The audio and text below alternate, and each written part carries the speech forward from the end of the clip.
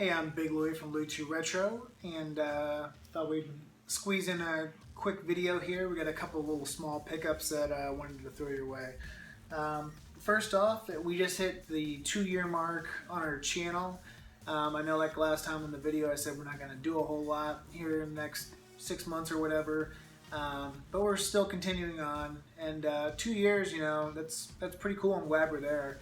I really thought, you know, it would be a little bit farther in our collection after where we were at, you know, year 1. But, you know, I'm still pretty proud of what we've done. And, you know, I meet a lot of people here and they're like, how long have you been collecting? And I'm like, just about 2 years now. And they're like, are you serious? You got all this stuff in 2 years? So I think that's pretty cool.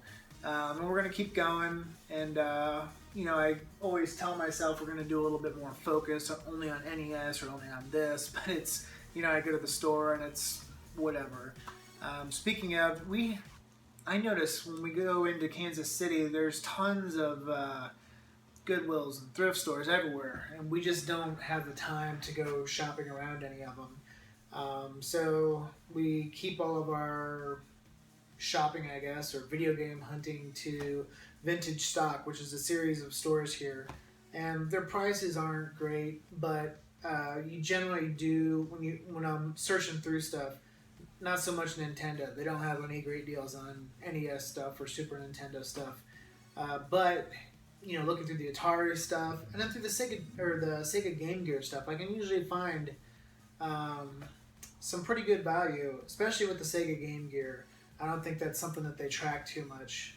Speaking of, I just updated my phone. I don't have the annual subscription on my video game collection guide or whatever, and I updated it for 99 cents this weekend, and I was pretty surprised at how much a lot of things have changed in the past couple months, 4 or 5 months since I've updated it.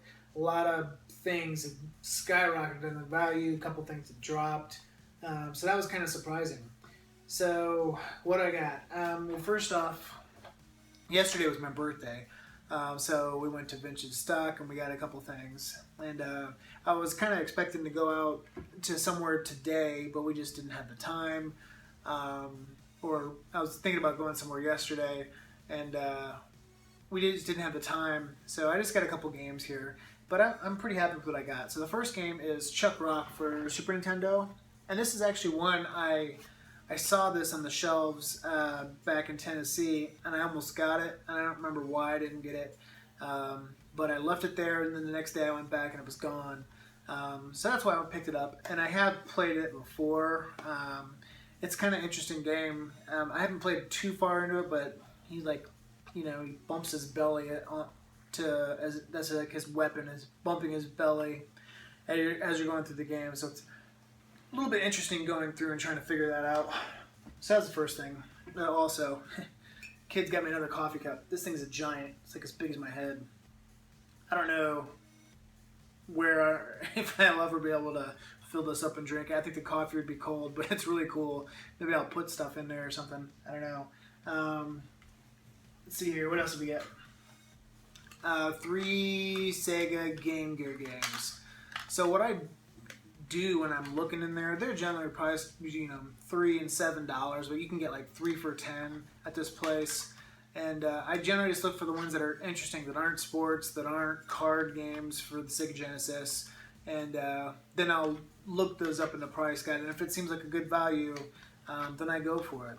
So I think looking these up, they were valued at like $30 or something like that. I think. And one or two of them are on like the best games for the system lists for a couple different people online. So that's why I got them. So the first one is Defenders of Oasis. And this is a really good game, and I think I want to invest some time in this one. It's kind of like a Zelda type clone for the Game Gear, but it's more of a Arabian Nights type theme, I guess. But it's great music, great graphics, and seems to be a pretty big game. So I'm kind of pumped about that one. Dragon Crystal, slippery. I played this one yesterday, but I don't recall too much about it, so I'll have to go back and play that and see how that is. And then this one's kind of cool, Baku Baku, which is supposedly one of the best gamer, it's kind of like Tetris, I guess you could say. Different animal, you have two blocks that fall down, and they're either one side's an animal. It could be an animal, or it can be what the animal eats. So if you have a panda, it's like bamboo or whatever. If it's a monkey, it's bananas. So it's a good game. I got a shirt for Christmas, Zelda holiday ugly sweater, although it's a t-shirt. So that was pretty cool. Thanks to my wife for buying me that. Still got the NES sticker on here, Nintendo sticker. I'll probably take that off.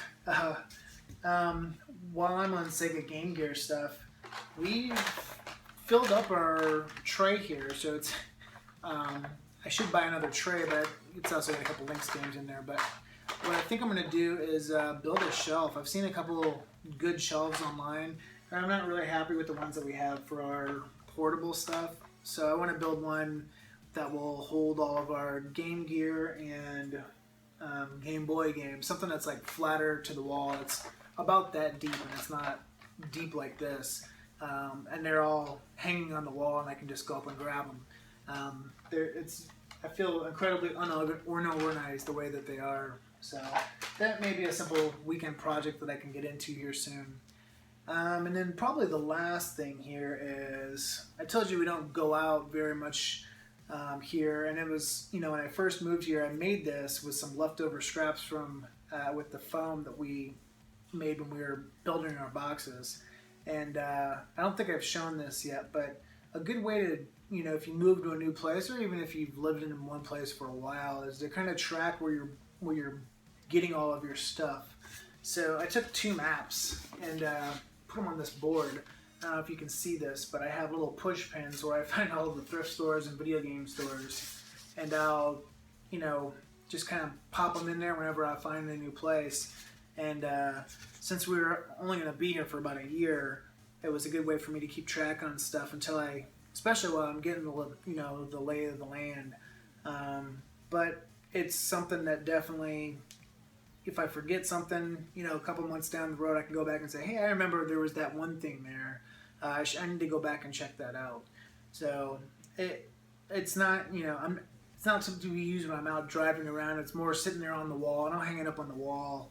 And if I'm sitting here and I'm studying or something, and I'll look up at the wall and I'll be like, you know what? I remember they have this there. Let's go back and check that out. So that's why I have it.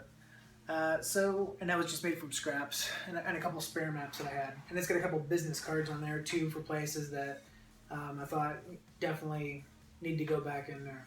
So I think that's it. I don't think we have anything else retro related to talk about going into the holidays here. So if I don't see you again until after Christmas, Merry Christmas, and see y'all next time.